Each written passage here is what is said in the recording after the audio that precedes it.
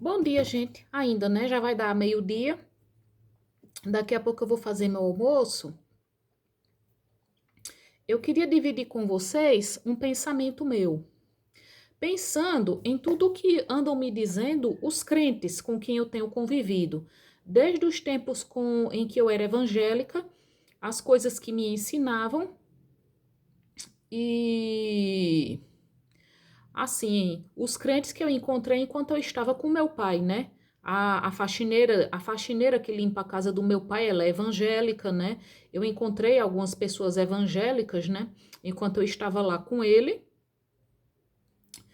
E as conversas deles, assim, me fazem pensar no que disse uma vez um filósofo. O ser humano é quem cria Deus à sua imagem e semelhança. E esse filósofo disse que assim, se os cavalos pudessem pensar, fariam deuses com feições equinas. Também outro filósofo disse: Eu acredito no Deus que criou os homens, mas não no Deus que os homens criaram. E eu me vejo forçada a concordar com eles. Cada religião cria Deus de uma determinada forma.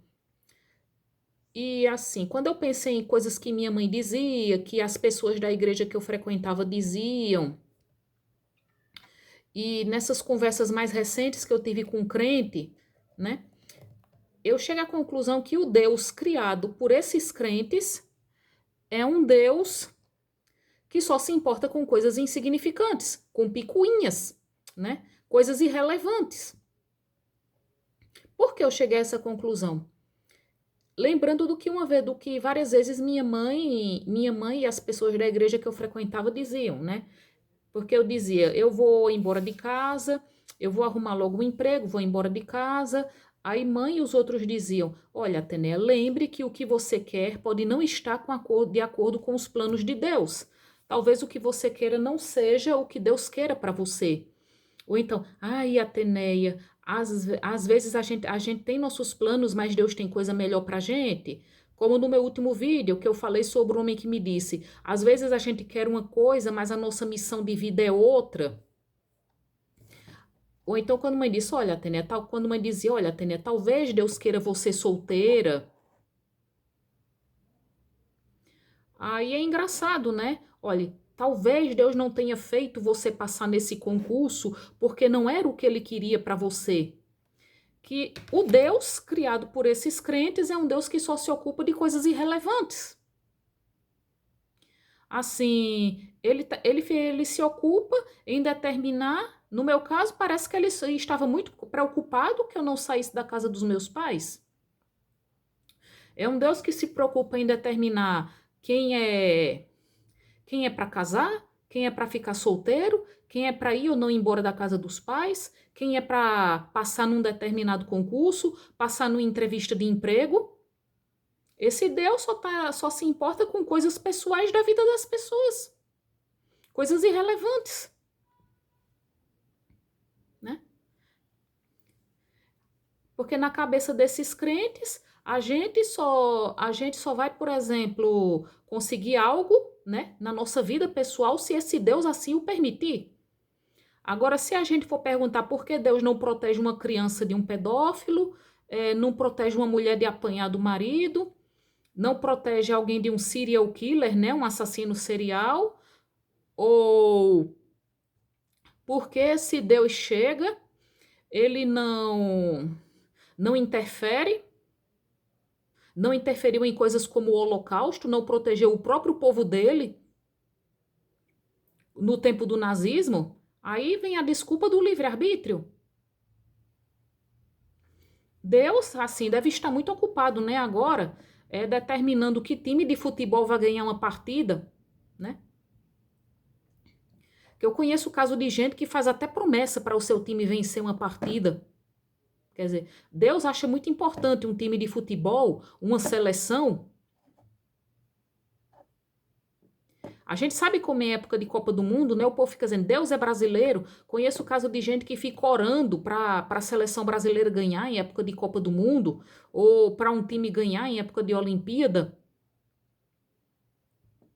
Isso me faz lembrar até aquele péssimo filme que eu assisti, não todo, porque eu não aguentei, quando chegou a metade do filme eu não aguentei, Desafiando Gigantes, um técnico de um time de futebol americano, ele diz que o propósito do time é louvar a Deus, aí depois que ele faz todo mundo se converter e passar, inclusive a orar, antes de treinar ou de ir para uma partida, aí o time passa só a ganhar.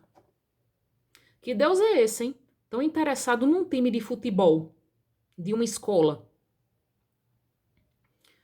Deus está muito ocupado, né? Determinando se um fulano vai passar ou não no Enem para medicina, se Juliana vai casar logo ou vai ter que esperar até os 50 anos para encontrar o amor da vida dela. Deve estar muito ocupado, né? Determinando se uma pessoa pode ou não sair logo da casa dos pais, ou se tem que ficar com os pais até eles morrerem. Mas hoje em dia, aí vai a gente perguntar, Deus interfere assim na vida pessoal da gente, fica manipulando assim a vida da gente, mas ele não faz nada. Não fez nada quando Vladimir Putin resolveu invadir a Ucrânia. Ele não fez nada nas duas guerras mundiais, na guerra do Vietnã, não fez nada com os ataques terroristas às Torres Gêmeas. Não está fazendo nada agora em que Israel está lutando contra o Hamas. E por quê? Se a gente for confrontar qualquer um desses crentes e perguntar, e por que Deus não fez nada para ajudar o povo dele na época do nazismo? Não fez nada para salvar os judeus das câmaras de gás? Aí vão dizer, é porque Deus não interfere no livre-arbítrio, Deus não tem nada a ver, ele não interfere no livre-arbítrio da gente, é porque isso é o ser humano que não usa seu livre-arbítrio. Que é isso? Deus chega, manipula a vida da gente para a gente conseguir ou não passar num concurso público, para a gente conseguir ou não passar numa entrevista de emprego, para a gente encontrar logo ou não o amor da vida da gente. Mas aí ele deve estar tão ocupado com essas coisas insignificantes, com essas picuinhas, com essas coisas irrelevantes, que é por isso que ele não está fazendo nada para ajudar Israel na luta contra o Hamas. Não deve estar fazendo nada para acabar com a guerra na Ucrânia. Por isso que ele não fez nada, né, para ajudar os judeus que estavam sendo mandados para campos de concentração e de extermínio. Que é até célebre a frase, né, escrita por um prisioneiro: se existir um Deus, ele terá que implorar o meu perdão. O Deus criado por o Deus, né, que esses crentes concebem, é um Deus bizarro, é um Deus fútil. É um Deus fútil. E que não tem nada a ver, inclusive, com o próprio Deus bíblico, né? Deus mandou o dilúvio porque a humanidade estava perversa. Deus mandou chover fogo sobre Sodoma porque os habitantes de Sodoma eram pecaminosos. Que os habitantes de Sodoma, eles queriam, inclusive, pegar os anjos, conhecer os anjos. E a gente sabe o que quer dizer conhecer? Tem uma conotação sexual. Mas cadê que hoje Deus faz chover fogo sobre uma parada gay? Hein? Cadê que Deus interfere numa guerra? Esse Deus que mandou as 7 pragas para o Egito, fez a água do rio Nilo se converter em sangue. Esse Deus que abriu o Mar Vermelho para o povo dele passar, né, para sair da escravidão no Egito, mas não protegeu o próprio povo dele no Holocausto. Não, porque hoje ele está muito ocupado, né? Está muito ocupado decidindo coisas da vida das pessoas, deve estar muito ocupado lá. Lá, junto com os funcionários celestes dele, decidindo quem é que vai casar, quem é que vai passar no Enem para medicina, quem é que vai passar num concurso público, numa entrevista de emprego, quem é que vai conseguir realizar um sonho ou não. Ele está muito ocupado, se ocupando de futilidades. E assim, com certeza muita gente deve ter reparado nisso antes mesmo de mim.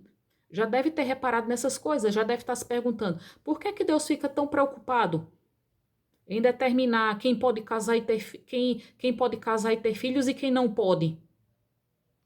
mas não faz nada para salvar uma criança de um pedófilo. Não faz nada para impedir o dirigente de um país de declarar guerra a outro, de invadir outro. Que Deus é esse? É o Deus que deu muita força a Sansão, para Sansão vencer os filisteus, fez Davi vencer Golias, salvou Daniel na cova dos leões, mas hoje ele não se mete em nada que seja importante. Só se mete nessas futilidades das vidas das pessoas. Está muito preocupado em determinar, não, você não vai passar nesse concurso. Quem vai passar é fulano. Então, esse Deus, essa ideia desse Deus, concebida por esses crentes, pelo menos os crentes com quem eu tenho conversado, com quem eu tenho convivido, é uma ideia bizarra. Deve ser por isso que tem crescido o número de pessoas que dizem: eu acredito em Deus, mas não acredito nas religiões. Eu acredito que Deus existe, só que eu não consigo acreditar no Deus que essas religiões criam. Bom dia para todos.